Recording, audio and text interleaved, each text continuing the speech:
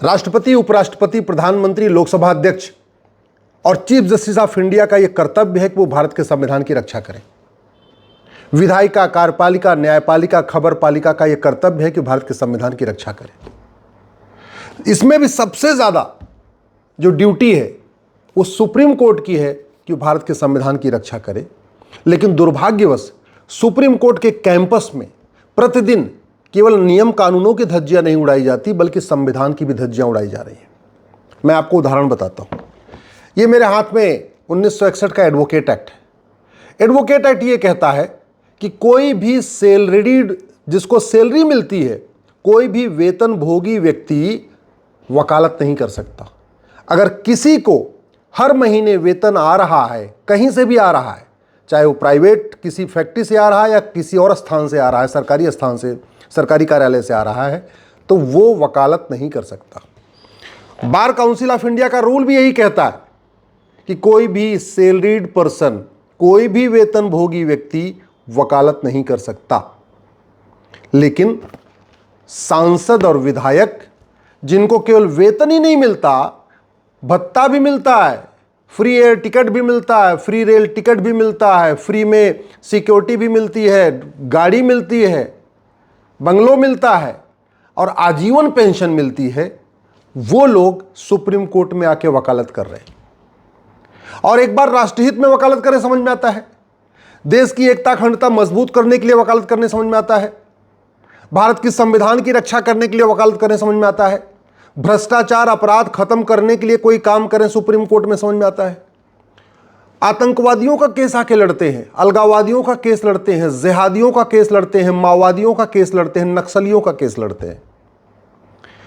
जो विदेशी कुरीतियां हैं, विदेशी कुप्रथाएं हैं, उनको बचाने के लिए केस लड़ते हैं। 3 तलाक चलते रहना चाहिए, वो केस लड़ते हैं सांसद और विधायक आके।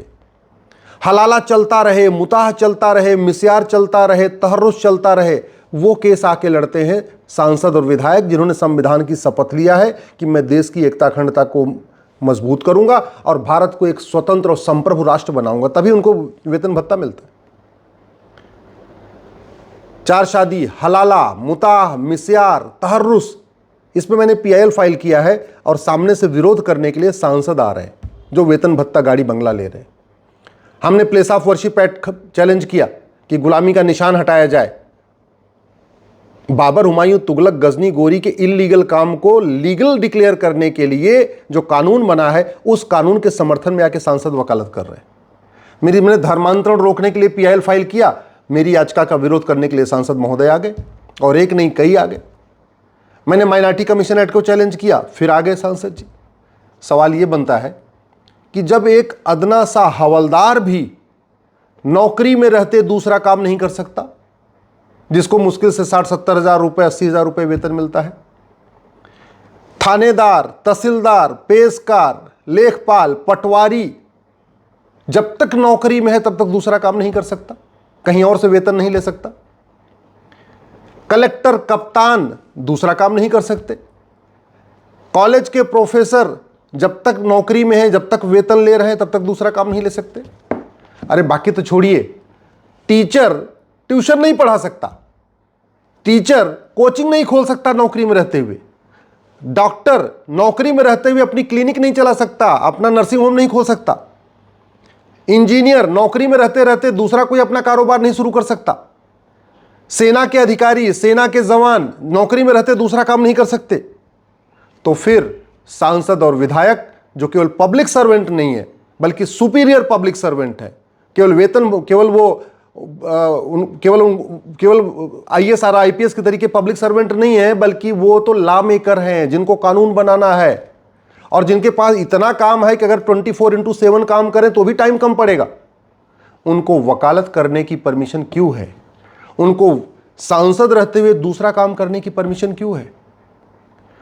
दुख इस बात का है कि यह प्रतिदिन सुप्रीम कोर्ट में हो रहा है, सुप्रीम कोर्ट के कैंपस में होता है और माननीय सुप्रीम कोर्ट के जजों के सामने हो रहा है, और फिर भी वो आंख बंद करके बैठे हुए। सुप्रीम कोर्ट के जजेस के सामने हो रहा है कि संसद चल रही है और सांसद सुप्रीम कोर्ट में आके वकालत कर रहे हैं। वेतन भत्ता, गाड़ी, बंगला जनता के पैसे से ले रहे हैं, किस काम के लिए ले रहे हैं? सांसद के रूप में काम करने के लिए, और प्राइवेट केस ले रहे हैं आके सुप्रीम कोर्ट में। और कई बार तो जो सरकारी एजेंसियों के द्वारा गुनहगार साबित किए जाते हैं, उनको बचाने के लिए, मतलब पुलिस अगर किसी को कह दे ये गुनहगार है, उसको बचाने के लिए सांसद आ जाते हैं। पुलिस भारत की संसद के द्वारा बनाए गए कानूनों को, जो कानून बनाए गए हैं, उनको आके सुप्रीम कोर्ट में चैलेंज करते हैं। क्या ये चलना चाहिए क्या? मैं आप लोगों से पूछ रहा हूं। मैंने इस पर पीआईएल भी फाइल किया, हमें सफलता नहीं मिली। हालांकि बहुत बड़ा धोखा हुआ सुप्रीम कोर्ट ने हमारे साथ किया। चीफ जस्टिस ऑफ इंडिया दीपक मिश्रा जी थे, नोटिस इशू कर दिया।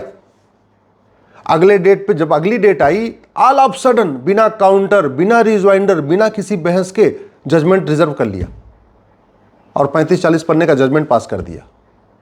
मैं उस जजमेंट से सहमत नहीं हूं। ये माननीय सुप्रीम कोर्ट के जजों को एक बार जवाब देना चाहिए कि जब कोई एक चपरासी भी सरकारी नौकरी में रहते दूसरा काम नहीं कर सकता, एक क्लर्क, एक कांस्टेबल, एक हवलदार, एक थानेदार दूसरा काम नहीं कर सकता, एक कलेक्टर, एक कप्तान दूसरा काम नहीं कर सकता नौकरी में रहते हुए, तो सांसद और विधायक जब तक वो वेतन ले रहे हैं, वो दूसरा काम कैसे कर सकते हैं? और दूसरा काम छोड़िए, वकालत कैसे कर सकते हैं? वकालत के लिए तो बाकायदा दो नियम है। एडवोकेट एक्ट कहता है कि सैलरीड आदमी वकालत नहीं कर सकता। बार काउंसिल ऑफ इंडिया का रूल भी कहता है कि वकालत नहीं कर सकता जो आदमी सैलरीड है।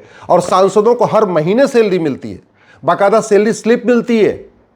इसमें कोई लुका छिपी वाली बात नहीं। किसी आप सांसद से चर्चा कर लीजिए। दुर्भाग्यवश इस गंभीर विषय पे चार के चारों स्तंभ मौन है। न इस पे विधायिका में चर्चा हो रही है संसद में कि हाँ भाई, जब तक कोई आदमी सांसद है दूसरा काम नहीं करेगा, रोक लगनी चाहिए। न ये कार्यपालिका में इस पे चर्चा हो रही है, न इस पे न्यायपालिका में चर्चा हो रही है, न इस पे खबर पालिका में चर्चा हो रही है। इसलिए आज मैं जनपालिका में चर्चा कर रहा हूं और इस विषय आप लोगों के लिए छोड़ रहा हूं। आप लोग इस पे चिंतन करिए कि क्या भारत में वास्तव में संविधान है? क्या भारत में वास्तव में सबके लिए समान विधान है? क्या वास्तव में भारत में सब लोग एक समान कंसीडर किए जाते हैं?